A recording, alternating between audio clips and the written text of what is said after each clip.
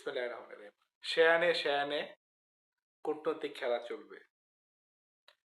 গত ১.৫ বছর ধরে ভারত বাংলাদেশিদের জন্য ভিসা বন্ধ করে রেখেছে।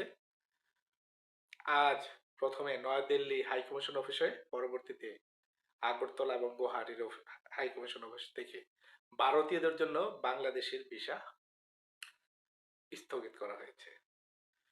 এই সরকারকে, সাহসী পদক্ষেপ নেওয়ার জন্য সরকারকে বাহবা জানাচ্ছি। কারণ নয়াদিল্লি হাইকমিশন অফিসে যে হামলা হয়েছিল, সেই হামলার অস্বীকার এবং কোনো ব্যবস্থা না নেওয়াতে বাংলাদেশ অবশ্যই এই পদক্ষেপ নিতে পারে। কারণ বাংলাদেশের নিরাপত্তার কথা চিন্তা করে তারা অবশ্যই ভিসা বন্ধ করার ক্ষমতা রাখে। ধন্যবাদ সবাইকে।